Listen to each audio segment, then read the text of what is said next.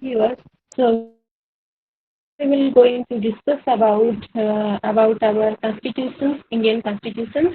So first we will discuss about various silent features of Indian constitutions. Okay, so first we will discuss the various silent features of Indian constitutions. The Indian constitutions is unique in its contents and spirits. Okay, though borrowed from almost every constitutions of the world, the constitutions of India has several silent features that distinguish it from the constitutions of other countries. Okay, that means Indian constitutions is a very vast constitutions, and Indian constitutions we borrowed different features from different other constitutions of the world. Okay, it should be noted at the outset that a number of original features of the constitutions have undergone a substantial change. Okay, as account of several amendments, particularly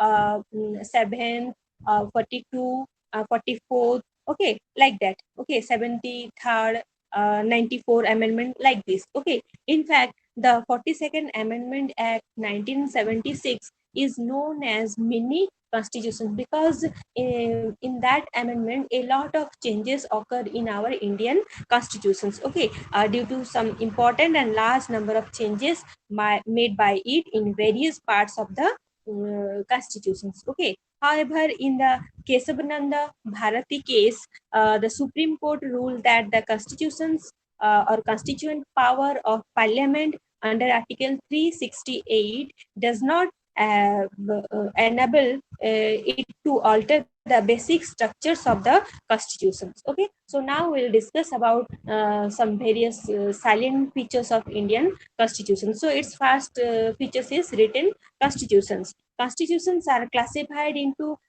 two categories, that is written constitutions and unwritten constitutions, but India follow written constitutions. Okay, like the American constitutions and America, they follow unwritten constitutions. Okay, sorry, America follow like British for Britain or Great Britain follow unwritten constitutions. Okay, the constitutions of India is the lengthiest and all the written constitutions of the world. That means the Indian constitutions is a vast written constitutions. Okay, it is a very comprehensive, elaborate, and detailed document. Okay, originally the constitutions contain a preamble, that is it contained 395 articles and 8 schedule. Okay, but presently our Indian constitutions have 465 articles. Okay, and 12 schedule. Okay, the various amendment carried out since 1951 have deleted 20 articles and 20 articles and one part, and added about 90 articles, 4 parts. Okay, and okay, that is 9, 10th, 11th, and 12th. Okay, no other constitutions uh, no other constitutions in the world has so many articles and schedule. Please mute your cell phone. Okay, then 4 factors have constituted to the elephant size of our constitutions. We compare our constitutions to other constitutions like a elephant size. Okay, so what are the main factors behind it? First is geographical factor. Okay, that is the vastness of the country and its diversity. Okay, the next is historical factor. The example, the influence of the Government of India Act 1935, which was bulky. Okay, then single constitutions for both the center and the state except Jammu and Kashmir. Okay, then dominance of legal luminaries in the Constituent Assembly. Okay, the constitution content not only the fundamental principles of governance, but also detailed administrative provisions. Okay, for the those matters being left to the ordinary legislation or established practical convention have also been included in the constitutional document itself in India. Okay, that is all about our written constitution. So basically, Indian constitutions, it has now 465 articles, but previously, if we see that it has only 395 articles, but now it has 465 articles and 12 schedule and 24 parts. Okay, the next is drawn from various sources. Its next features is that Indian constitutions we drawn from various sources. Okay, the constitutions of India has borrowed most of its provision from the constitutions of various other countries, as well as from the Government of India Act of 1935. Okay, Dr. B.R. Ambedkar proudly acclaimed that the constitutions of India has been transformed or framed. Okay, after all, after we will go through other constitutions of the world. Okay, the structural part of the constitution is to large extents derived from the Government of India Act 1935. Okay, the philosophical part of the constitutions, that is our derive the inspirations from the American and Irish constitutions. Okay, that means most of the features we borrowed from American constitutions and Irish constitutions. Okay, the political part of the Constituent Assembly, like or legislative part, we derive from the British constitutions. Okay, so in this way, its various parts, just like fundamental rights, we derive these features. We derive these features from American constitutions. Okay, so the other provisions of the constitutions have been drawn from the constitutions of like Canada, Australia, Germany, US, okay, France, South Africa, Japan, and so on. Okay, so the most profound influences and material sources of the constitutions in the Government of Act 1935. Okay, the federal scheme, judiciary, governors, emergency provisions, the public service commissions, and most of the administrative details are drawn from this act. That means from Government of India Act 1935. Okay, more than half of provisions of constitutions are identical to or bear a close resemblance to the Act of 1935. That means most of the features we borrowed from Government of India Act 1935. Besides its other features like fundamental rights. Okay, we borrowed from this kind of features from American constitutions, and directive principles of state policy we borrowed from Irish constitutions. Okay, like that from other features we borrowed from, like parliamentary form of government we borrowed from British constitution. So in this way, um, our various features we borrowed from various constitutions of the world. Okay, then next features is that Indian constitutions is partly flexible and partly rigid constitutions. Okay, so constitutions are also classified into rigid and flexible. Okay, a rigid constitution is one that requires a special procedures for its amendment. Okay, as for example, the American constitutions. A flexible constitutions, on the other hand, is one that can be amended in the same manner as the ordinary laws are made. Okay, as for example, the British constitutions. The constitutions of India is neither rigid nor flexible, but a synthesis of both. That means mixture of both rigid constitutions and flexible constitutions. Okay, Article 368 provides for two types of amendment. Okay, first one is some provisions can be amended by a special majority of the parliament, that is two-third majority of the members of each house present and voting, and a majority of the total membership of each house. Okay, and the second one is some other objectives can be amended by a special majority of the parliament and with the ratification by half of the total state. Okay, at the same time, some provisions of the constitutions can be amended by a simple majority of the parliament in the manner of ordinary legislative process. Okay, notably, this amendment do not come under Article 368. Okay, then next features is federal system with unitary bias. Okay, that means one kind India followed one kind of quasi-federal constitutions. Okay, then what is quasi-federal constitutions? The constitutions of India establish a federal system of government. Okay, it contains the all the useful features of a federal. Okay, like two government divisions of powers, written constitutions, supremacy of constitutions, rigidity of constitutions, independent judiciary, and bicameralism. Okay, so however, Indian constitutions also contain a large number of unitary and non-federal features, just like a strong center, single constitutions, single citizenship, flexible of constitutions, integrated judiciary, appointment of state government by the center, all India services, emergency provisions, and so on. Okay, these are the unitary characteristics of any constitutions. Okay, so moreover, the term federation has nowhere been used in the constitutions,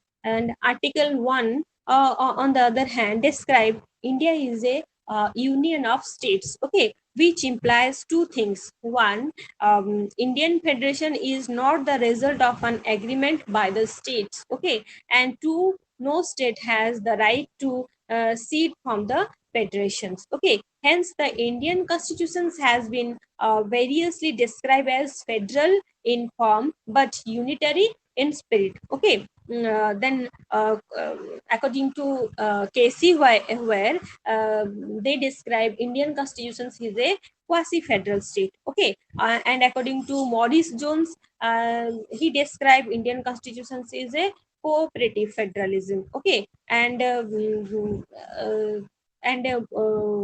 by Austin, he described Indian constitutions is a federations with a centralizing tendency. Okay, so like that. Okay, so these are the all federal characteristics. Federal characteristics means where we found two sets of government. One is central government and another is state government. So India carries both sides of government. One is central government and another is state government. Despite India can be categorized like a quasi-federal government because it has both the characteristics of federal government and unitary government. That's why India sometimes criticize that it is a one kind of quasi-federal systems. Okay, then its next consensus is parliamentary form of government. Its next silent features. Okay, so what is parliamentary form of government? The constitutions of India has opted for a British parliamentary form of government. That means these features we borrowed from British government. Okay, or Great Britain rather than American presidential systems of government. Okay, the parliamentary system is based on the principles of cooperations and coordinate between the legislative and executive organ, while the president systems is based on the doctrine of separations of power between the two governments or two organs. Okay, the parliamentary system is also known as the Westminster model of government, responsible government, and cabinet government. Okay, the constitutions enables the parliament system not only at the center but also in the states. Okay, the features of parliamentary government in India are just like first one is presence of nominal and real executive, then majority party rule. The next one is collective responsibility of the executive to the legislature, and then next one is membership of the ministers in the legislature. Next, leadership of the prime ministers or chief ministers. Then next one, resolutions of the lower houses. Okay, lower houses is Lok Sabha. Then, even though the Indian parliament system is largely based on the British pattern, okay, there are some fundamental differences between the two. For example, the Indian parliament is not a sovereign body like the British parliament. Okay, that means if we compare between the two form of government, Indian parliamentary form of government and British parliamentary form of government. So in that cases, British parliamentary form of government is more strong than the Indian parliamentary form of government. Why a British parliamentary form of government is more strong? And sometimes, or according to some scientists, they also describe that British parliamentary form of government is mother of parliamentary form of government. Why we call that Indian British parliamentary form of government is mother of parliamentary form of government or more strong than the Indian parliamentary form of government? Because in India there is a presence of judicial review. Okay, then what is judicial review? Judicial review means if any law is constituted or formed by legislature and executive, and if that law is going against our constitutions, judiciary declare that law is ultra vires or unconstitutional. So because of judicial review power, Indian parliamentary is less strong or weak than the British parliamentary form of government. Okay, because British parliamentary form of government, there is no provisions of any judicial review power. Okay, further, the Indian state has been elected head, and while the British state has hereditary head. Okay, in a parliamentary system where in India or Britain the role of prime minister has become so significant and crucial that the political scientists like to call it a prime ministerial government. Okay, then its next features is synthesis of parliamentary sovereignty and judicial supremacy. Okay, the doctrine of sovereignty of parliament is associated with the British parliament, while the principles of judiciary supremacy with that of American Supreme Court. Okay. Just as the Indian parliament system differs from the British system, the scope of judicial review power of the Supreme Court in India is narrow than that of what exists in USA. Okay, this is because the American constitutions provides for due process of law, okay, against the procedure established by law. That means India follow the principles of procedure established by law. Okay, against content in the Indian constitution, and it's described in the article 21. Okay, therefore the framers of the Indian constitutions have preferred to proper synthesis between the British principles of parliamentary sovereignty and the American principles of judicial supremacy. Okay, the Supreme Court on the one hand can declare the parliamentary law as unconstitutional through its power of judicial review. The parliament, on the other hand, can amend the major portions of the constitutions through its constituent power. Okay, then its next features is integrated and independent judiciary. Okay, the Indian constitutions establish a judicial system that is integrated as well as independent. Okay, the Supreme Court stands at the top of the integrated judicial systems in the country, and below there are high courts at the states level. Under a high court there is a hierarchy hierarchy of different subordinate courts. Okay, that is district courts and lower courts. Okay, this single system of courts enforce both in the central laws as well as state laws. Okay, unlike in USA. Okay, where the federal laws are enforced by the federal judiciary and the state laws enforced by the state judiciary in case of USA. Okay, the Supreme Court is a federal court,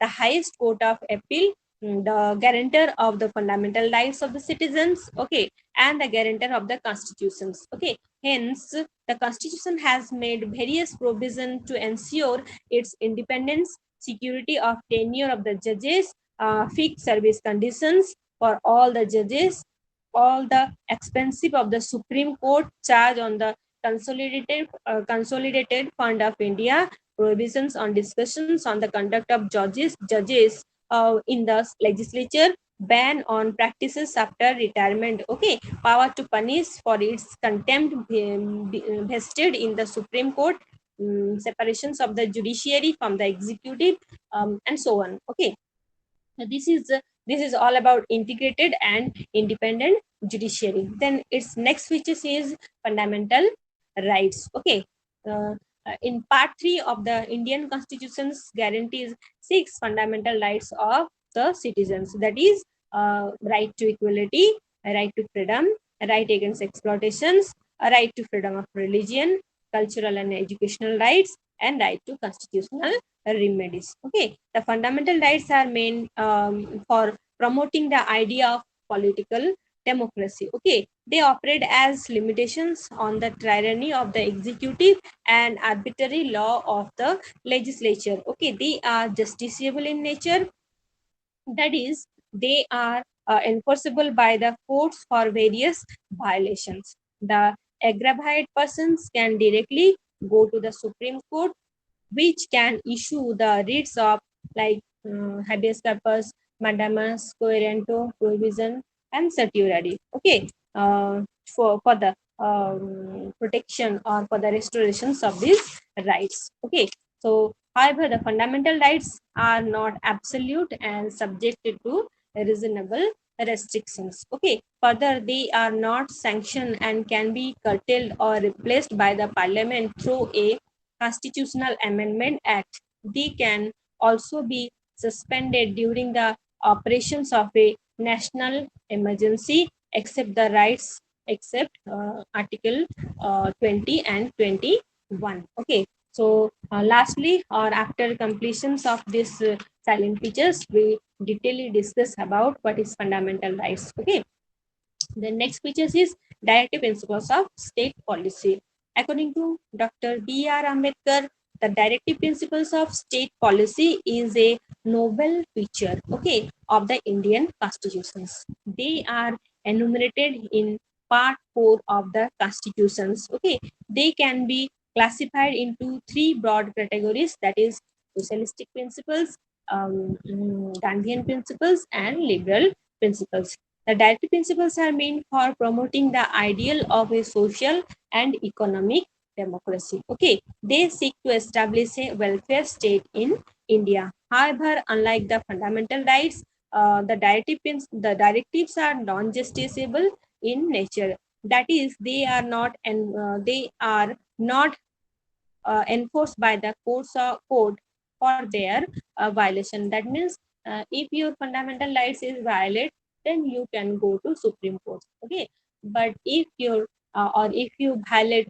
directive principle of state policy, there is no provisions of any enforceable by the courts for the violations of directive principle of state policy. Okay, yet the constitution itself declares that these principles are fundamental in the governance of the country, and it shall be the duty of the state to apply this principle in making laws. Okay, hence they impose a moral obligations of the state authorities for their applications. Okay, but the real force behind them in political, that is public opinion. Okay, then next picture is fundamental duties. The original constitutions did not provide for the fundamental duties of the citizens. That means when constitutions is framed, in that time there is nowhere mentioned about fundamental duties. After amendment, these features is added to our Indian constitutions. Okay, these were added during the operations of internal emergency by the 42nd Constitutional Amendment Act of 1976 on the recommendations of the Swaran Singh Committee. Okay, the 86th Constitutional Amendment Act of 2002 added one more fundamental duty. Okay, the Part 4A of the Constitutions, that is, which consists of only Article 51A. Okay, specify the 11 fundamental duties to the and the duties are to respect the constitution, national flag and national anthem, to protect the sovereignty, unity and integrity of the country, to protect the spirit of common brotherhood among all the people, to preserve the rich heritage of our composite culture, and so on. Okay, the fundamental duty serves as a reminder to citizens that while enjoying their rights, they are also to be quite conscious of duties. Okay, they owe to their country, their society, and to their fellow citizens. However, like the directive principles, the duties are also non-justiciable in nature. Okay, that means fundamental directive principle of state policy and fundamental duties are non-justiciable in nature, and fundamental rights are justiciable in nature. Okay, the next features is a secular state. The constitutions of India stands for a secular state, hence it does not afford any particular religion as the official religion of the Indian state. Okay, though so some following now discuss some provisions of the constitutions revealed to the secular or which represent the secular characteristics of Indian state. So first one is the term secular was added to the preamble of the Indian constitutions by the 42nd Constitutional Amendment Act of 1976. Okay, the preamble secures to all its citizens of India liberty of belief, faith, and worship. Okay, next one is the state shall not deny to any person equality before the law or equal protections of the law. That state shall not discriminate against any citizens on the ground of religion, and equality of opportunity for all citizens in matters of public employment. Then all persons are equally entitled to freedom of conscience and the right to freely profess, practice, and propagate any religion. Then every religion domination or any of its sections shall have the right to manage its religious affairs. No person shall be compelled to pay any taxes for the promotions of a particular religion. No religion instruction shall be provided in any educational institutions maintained by the state. Okay, any sections of the citizens shall have the right to conserve its distinct language, scripts, or culture.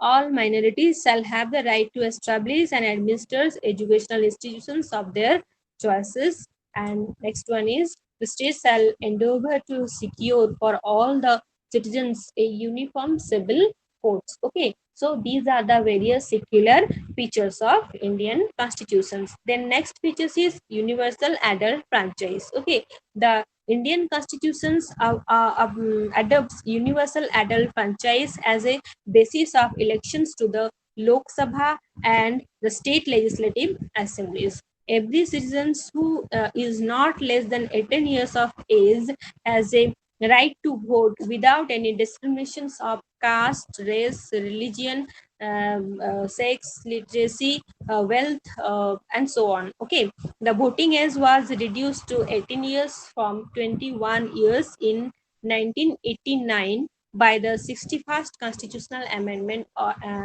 Act of 1988. Okay.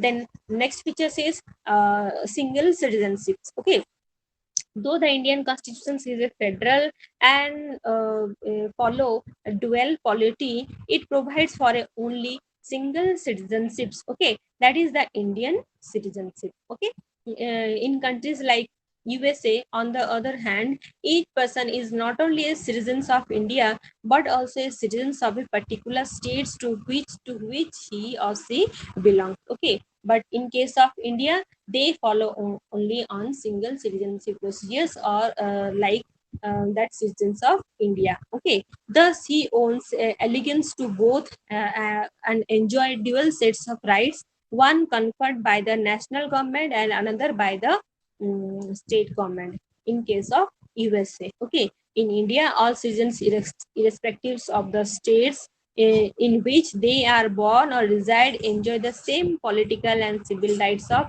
citizenship all over the country, and no discriminations is made between them excepting in few cases like tribal areas, Jammu and Kashmir, and so on. Okay, despite the constitutional provisions for a single citizenships and uniform rights for all the people, India has been witnessing a communal rights, class conflict, class war, linguistic classes, and ethnic disputes. So this is all about single citizenship. Then next features is independent bodies. Okay, the Indian constitutions not only provide for the legislative, executives and judicial organ of the government, but also establish certain independent bodies. Okay, they are envisaged by the constitutions as the bulwark of the democratic system of government in India. So what are the that independent bodies? Like election commissions, okay, then Comptroller and Auditor General of India, then Union Public Service Commissions, okay, State Public Service Commissions, likewise, okay. Then next features is emergency provisions. Okay, the Indian Constitution contains elaborate emergency provisions to enable the president, okay, to meet any extraordinary situations effectively. Okay, the rationality behind the incorporation of these provisions is to safeguard the sovereignty, unity, integrity, and security of the country, the democratic political system, and the constitutions. Okay, so the constitution envisages three type of emergency. First one is national emergency on the ground of war or external aggressions or armed rebellion, which constitute in Article 352. The next one is state emergency. State emergency, it's also called president's rule. Okay, on the ground of failure of constitutional machinery in any states. Okay, and it derived from the Article 356, or failure to comply with the direction of the states. Okay, then next one is financial emergency on the ground of threat to the financial stability or credit of credit of India. It's derived from the Article 360. So we have three emergency provisions: national emergency, state emergency, and financial emergency. Okay. The next is three-tier government. Originally, the Indian constitutions, like any other federal constitutions, provided for a dual polity and content provisions with regard to the organizations and power of the center and states. Okay. Later, the 73rd and 74th Constitutional Amendment Act have added a three-tier government, which is not found in any other constitutions of the world. Okay, the 74 Amendment of Act 1992 gives constitutional recognition to the panchayat. Okay, by adding a new part 9, and a new schedule 11 to the constitution. Similarly, the 74th Amendment Act of 1992 gave constitutional recognition to municipalities. Okay, and by adding a new part, that is 9A, and a new schedule, that is schedule 12, okay, to the constitutions. Okay, so these are all about our what various silent features of Indian constitutions. Okay, so now we discuss broadly about various fundamental rights to the which is guaranteed by the Indian Constitution to citizens of India. Okay, so what are the fundamental rights? As I already discussed, that we have six fundamental rights. If we if we so if we have very little time, so we discuss in a brief way what are the various six fundamental rights. Okay, the fundamental rights are enshrined in part 3 of the constitutions from Article 12 to 35. Okay, in this regard, the framers of the constitution derive inspirations from the constitutions of USA. That means the features of fundamental rights we borrowed from USA constitutions. Okay, Part 3 of the Constitution is rightly described as the Magna Carta of India. It contains a very long and comprehensive list of justiciable fundamental rights. In fact, the fundamental rights in our constitutions are more elaborate than those found in constitutions of any other country in the world, including the USA. Okay, the fundamental rights are guaranteed by the constitutions to all persons without any discriminations. Okay, they uphold uh, the equality of all individuals, the dignity of the individual, the larger public interest, and unity of the nation. The fundamental rights are meant for promoting the idea of political democracy. They prevent the establishment of an authoritarian and despotic rule in the country. Its main objective is to prevent establishment of any kind of dictatorship or authoritarian rule and protect the liberties and freedoms of the individual against the invasions by the state. Okay, they operate as limitations on the tyranny of the executive and arbitrary law of the legislature. In short, they aim at establishing a government of law and not of man. Okay, the fundamental rights are named to because they are guaranteed and protected by the constitutions, which is the fundamental law of the land. Okay, they are fundamental also in the sense that they are most essential for the all-round development of the individuals. Okay, so its first fundamental rights is, as I already told you, what are the six fundamental rights? First one is right to equality. The next is right to freedom. Next is rights against exploitations.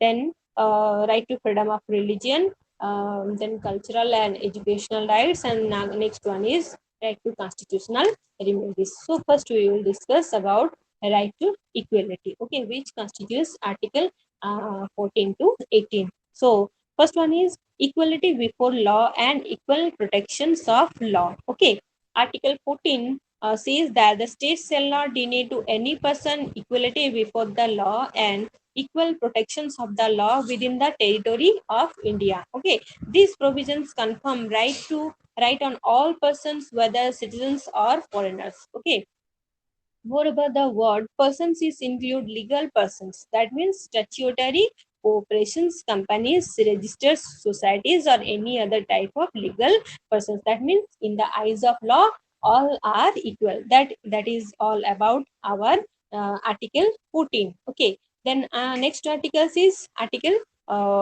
15. 15 is prohibitions of discriminations on certain grounds. That is article 15.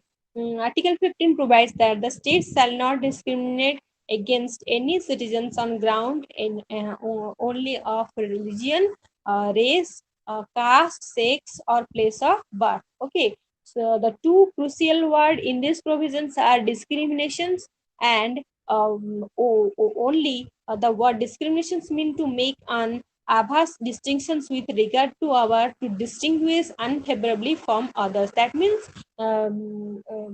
according to these provisions, uh, the court of law or Indian constitution shall not made any kind of discriminations on these various types of grounds. Okay, then next article is article 16, that is equality of opportunity in public employment. Okay, so article 16 provides for equality of opportunity for all citizens in matters of employment or appointment to any offices under the states, okay, or centers.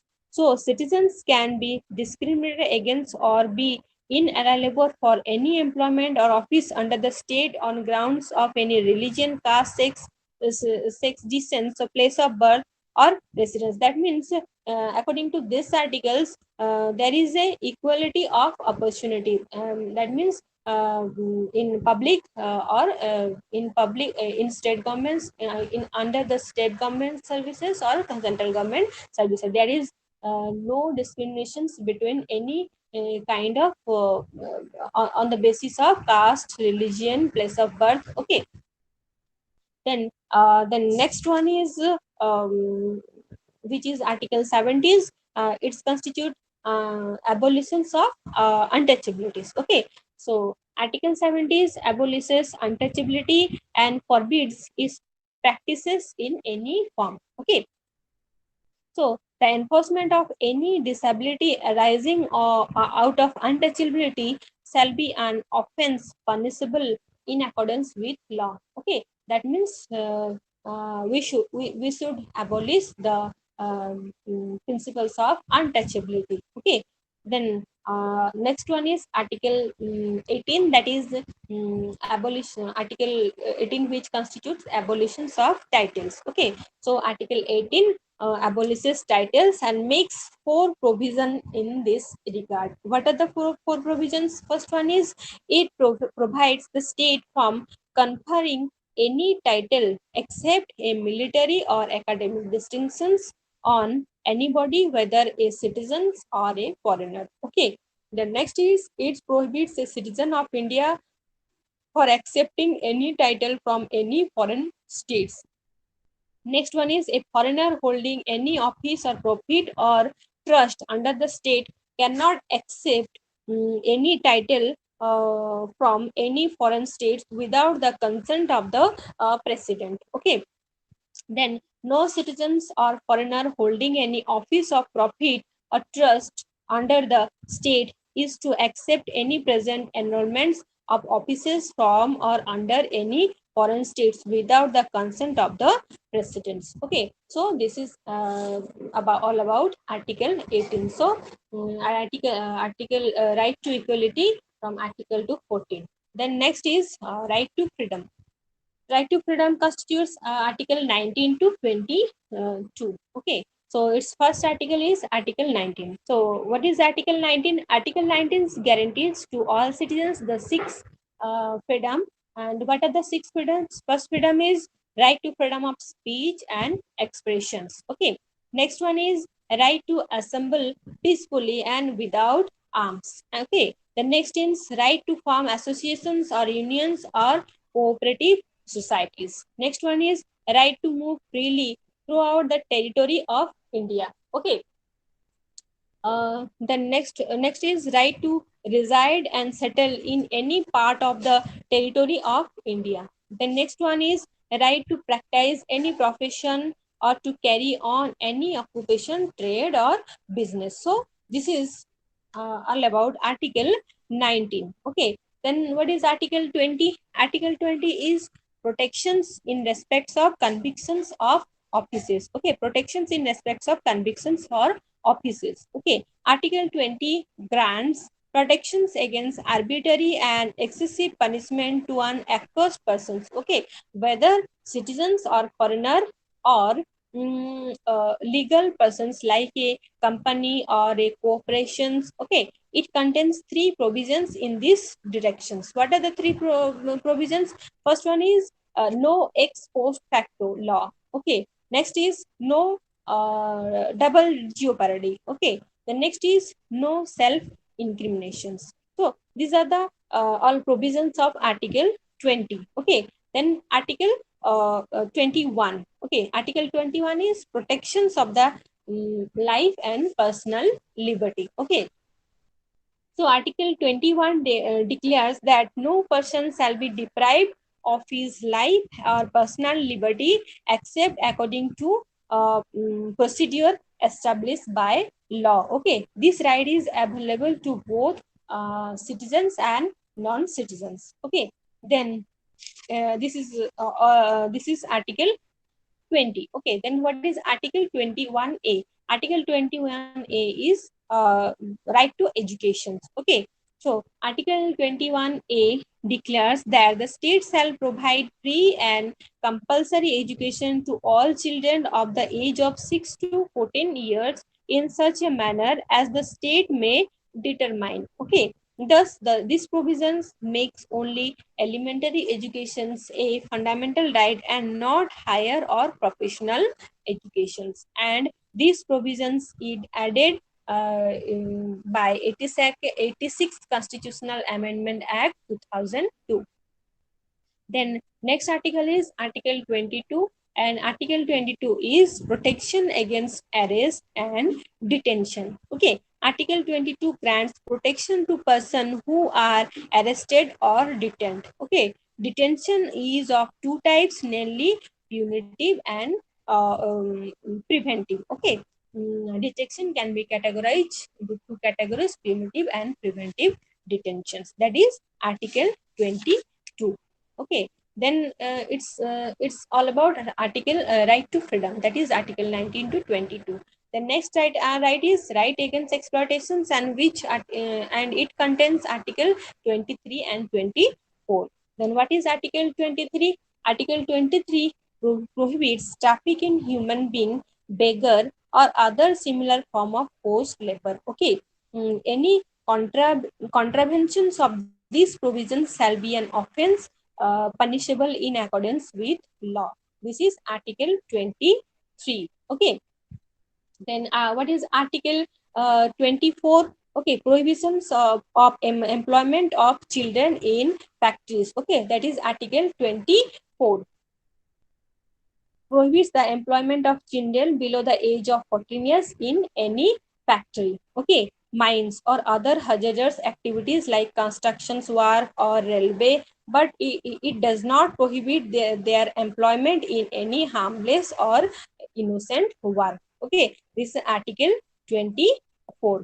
Then next is right to freedom of religion. Okay, so it constitutes Article 25. What is 25?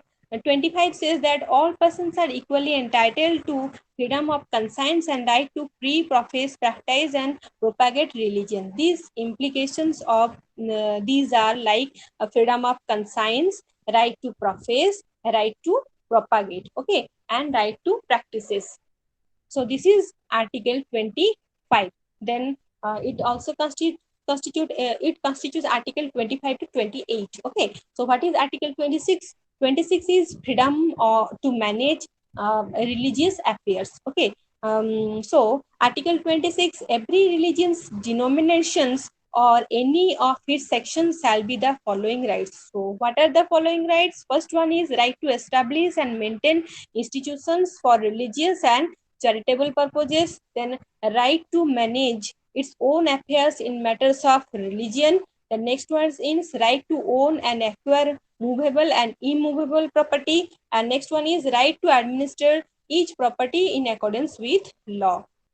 So this is all about Article 26. Then Article 27. Article 27 lays down, Article 27 says that freedom from taxation from promotions of a religion. Okay, it lays down that no person shall be compelled to pay any taxes for the promotions or maintenance of any particular religion or religious dominations. Okay, that is Article 27. Then what is Article 28? Article 28, freedom from attending religious instructions. Okay. So, under Article 28, no religious instructions shall be provided in any educational institutions wholly maintained out of state's fund. Okay. However, this provision shall not apply to an educational institution administered by the state but established under any endowment or trust requiring imparting or religious instructions in such institutions. Okay. So, this is all about Article 28. Then next we discuss next fundamental rights is cultural and educational rights, and this constitutes Article 29 and 30. Okay. So what is Article 29?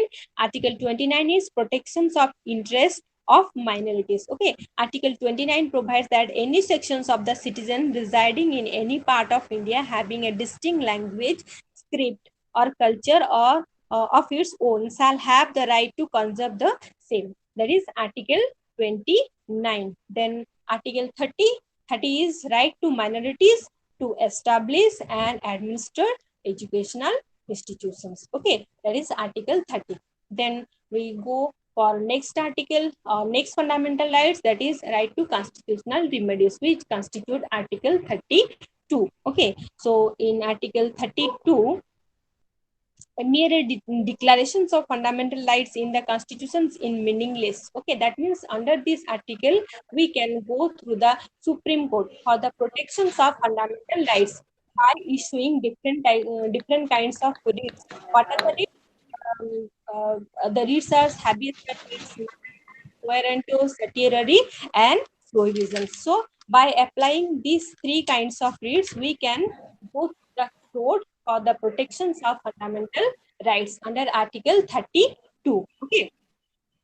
Then this is all about our fundamental rights. Then next we discuss what different principles of directive principles of state policy. Okay, directive principles of state policies are enumerated in part 4 of the constitutions from Article 36 to 51. Okay, so Dr. B.R. Ambedkar described these principles as novel features of the Indian constitutions. Okay, the directive principles along with the fundamental rights contain the philosophy of the constitutions and is the soul of the constitutions. Okay, so, what it constitute three principles. Okay, we can classify directive principle of state policy into three categories.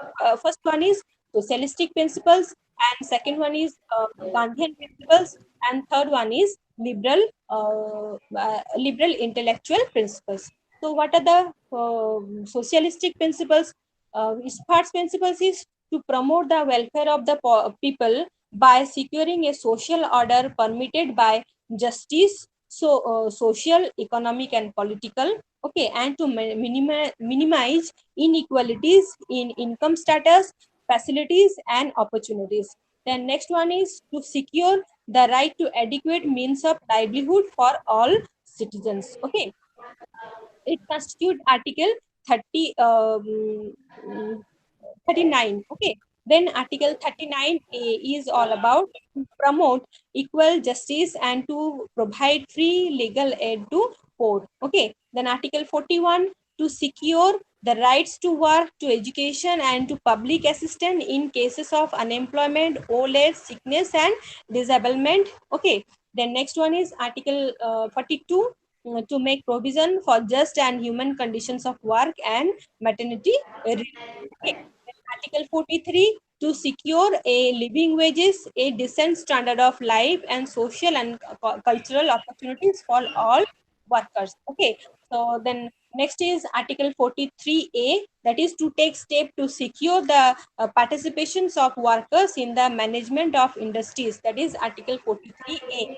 Article 47 to raise the level of nutrition and the standard of living of people and to improve public health. Okay, so these all these are socialistic principles. The next one is Gandhian principles. Gandhian principles was to Gandhian first principle is Article 40. Okay, to organize village panchayat and endow them with necessary powers and authority to enable them to function as units of self government. Then Article 43B, that is to promote voluntary formation, autonomous functioning, democratic control, and professional management and cooperative society.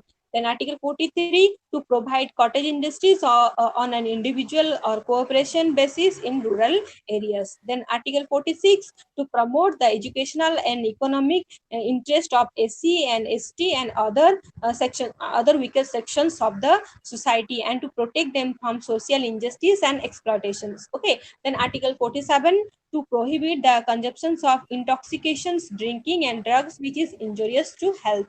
The next Article 48 to prohibit the slaughter of cow, calves, and other mills and drop cattle and to their breeds. Okay, so this is all about Gandhian principles. The next principles is liberal and intellectual principles. So, what is liberal and intellectual principles? These principles include Article 44 to secure for all citizens a uniform civil code throughout the country. Article 45 to provide early childhood care and education for all children until they complete the age of 6 years. Okay.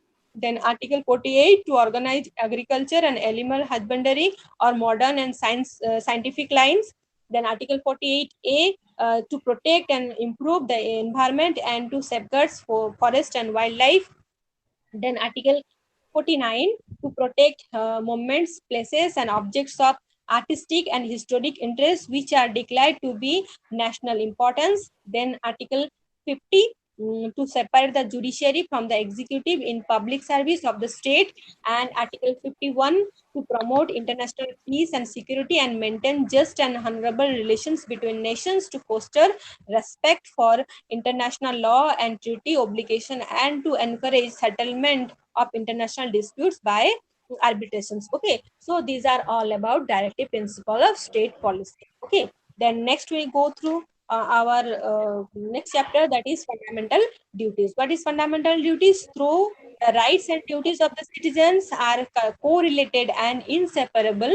The original constitution contained only the fundamental rights and fundamental duties, okay, and not the fundamental duties, okay. In other words, the framer of the constitution did not feel it necessary to incorporate fundamental duties of the citizens of constitution, but later it added with 86 constitutional amendment 2002, okay. So it has a list of 11 fundamental duties. First one, and it constitute Article 51A. So what is first fundamental duties? First one is to abide by the Constitution and respect its ideals and institutions, like the national flag and the national anthem. Okay.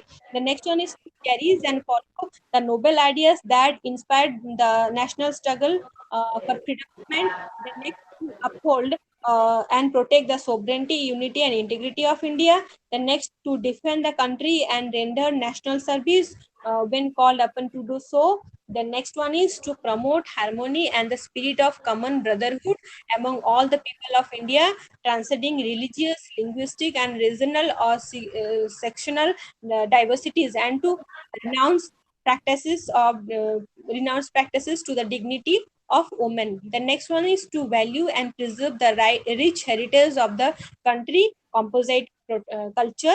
The next, to protect and improve the natural environment, including forest, lake, river, etc. Okay. The next, to develop scientific temper, humanism, and the spirit of inquiry and reform. The next one is to safeguard public property and to abjure violence. Okay.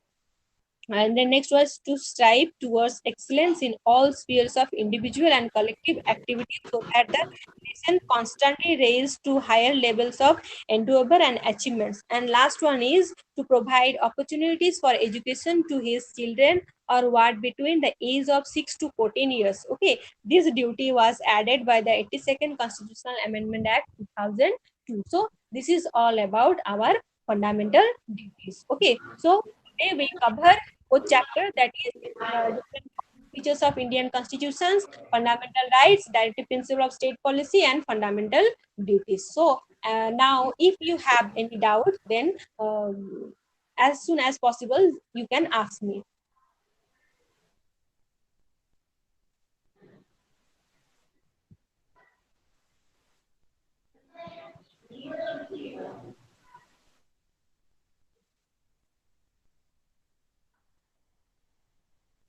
So, so thank you. Uh, this is all about from today's class. Okay.